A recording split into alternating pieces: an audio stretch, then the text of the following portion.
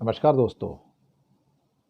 आज 15 अक्टूबर और एससीओ का समिट, जी हाँ, इस्लामाबाद में शुरू हो गया और अल्टीमेटली बहुत कुछ ऐसा है एससीओ समिट के अंदर जो बहुत सारे लोगों को, बहुत सारे देशों को प्रभावित करेगा। जयशंकर भी गए हैं, रूस, चीन, ईरान भी हैं, कई और देश हैं।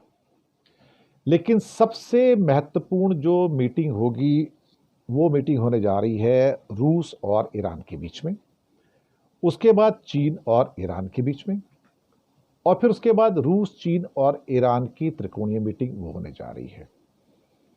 सबसे इंपॉर्टेंट मुद्दा इस मीटिंग में, एससीओ में, क्या होने जा रहा है? जहां भारत की ओर से मुश्किल से जयशंकर के साथ 3 4 5 ऑफिशियल्स हैं और कोई भी नहीं है, रशिया 76 आदमियों का डेलीगेशन भेज रहा है इस्लामाबाद। 76। सोचिए हो क्या रहा है। 76 लोग रशियन आ रहे हैं इस्लामाबाद में। इससे आप इसकी इंपॉर्टेंस जान सकते हैं। हालांकि कई विश्लेषक ऐसे हैं जो इसका उपहास कर रहे हैं कि 76 आदमी कर क्या रहे हैं अल्टीमेटली वहां आके। बड़े बड़े मुद्दे होंगे तो बड़ा डेलीगेशन चाहिए। कहीं ना कहीं रशिया जो भी करता है उसके पीछे कुछ ना कुछ तो राज रहता ही है ना। तो वही तो होने जा रहा है यहां पर।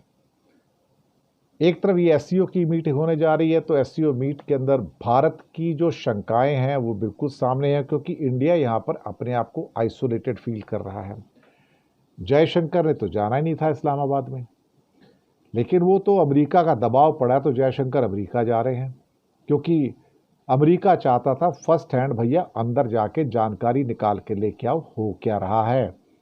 दिल्ली में बैठ के तुम्हें जानकारी नहीं मिलेगी, आपको वहां जाना पड़ेगा और आप देखो कि पर्दे के पीछे रूस, चीन और ईरान कौन सी खिचड़ी पका रहे हैं, वो सारी सूचना हमको दो। तो यहां पर चौधराहट तो सारी की सारी अब रूस और चीन की है।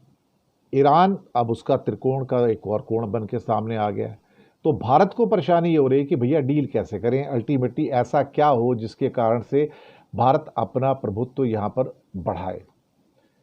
ये चीजें हो रही हैं। इसके साथ ही कजान के अंदर 22 से लेके 24 तारीख तक ब्रिक्स का समिट आ रहा है, और ब्रिक्स के समिट में तो समझो साहब भगदड़ मची हुई है। भगदड़, ऐसी भगदड़ की मैं आपको बता नहीं सकता। आपने भगदड़ कभी देखी नहीं होगी। 34 देशों ने ब्रिक्स की मेंबरशिप के लिए अप्लाई किया है साहब, जिसको भारत, रूस, चीन और ब्राजील ने स्टार्ट किया था ब्रिक के नाम से। बाद में ब्रिक्स हुआ, साउथ अफ्रीका के आने के बाद ब्रिक्स G7 का तोड़ निकल आया साहब। और ब्रिक्स इस समय नेटो के लिए, अमेरिका के लिए सबसे बड़ा खतरा है। होड़ शुरू हो गई है साहब, होड़। पहले तो कह रहे थे कि ये इमर्जिंग इकोनॉमीज के लिए होगा, लेकिन अब जो देश अप्लाई कर रहे हैं उसमें Algeria, Azerbaijan, Bahrain, Bangladesh, Belarus, Bolivia, Cuba, Chad, Indonesia, Kazakhstan, Kuwait, Pakistan, Malaysia, Laos, Myanmar, Morocco, Nigeria, Senegal, दक्षिण सूडान, श्रीलंका, फिलिस्तीन, Syria, Thailand, Turkey. NATO member Turkey आना चाहता ब्रिक्स में। युगांडा, वेनेजुएला, वियतनाम, जिम्बाब्वे आदि देश हैं। और चीन चाहता है कि इसके अंदर पाकिस्तान और पाकिस्तान, श्रीलंका और बांग्लादेश को भी शामिल कर लिया जाए, ताकि चीन का प्रभुत्व भारत के आसपास जो स्ट्रिंग ऑफ पर्ल्स पॉलिसी है उसके द्वारा पूर्ण हो जाए। मुझे लगता है कि चीन का फौलादी शिकंजा ब्रिक्स के ऊपर हो या एससीओ की समिट के ऊपर बिल्कुल कसता चला जा रहा है, और रूस खुलकर चीन के समर्थन में है। भारत नहीं चाहता कि इसका और एक्सपेंशन हो इतनी जल्दी, क्योंकि पिछले साल ही 5 मेंबर लिए गए हैं, और 5 जो नए मेंबर थे उसमें इजिप्ट, इथियोपिया, ईरान, यूएई और सऊदी अरेबिया था। लेकिन अब यहाँ पर बड़े बड़े भारतीय जो हैं आपके ब्रिक्स के समिट में आ रहे हैं। इसमें पुतिन भी हैं, शी जिनपिंग भी हैं, मोदी भी हैं। यहाँ पर मसूद पेजेश्कियन ईरान के राष्ट्रपति भी हैं, और दिल थाम कर बैठिए, टर्की के राष्ट्रपति एर्दोआन भी आ रहे हैं यहाँ पर। भाई बड़ी खिचड़ी बनने वाली है यहाँ पर, बड़ी खिचड़ी। और मुझे लगता है कि ये जो नया प्लेटफॉर्म बन रहा है ये अपने आप में भैया जी बहुत गजब का होने जा रहा है।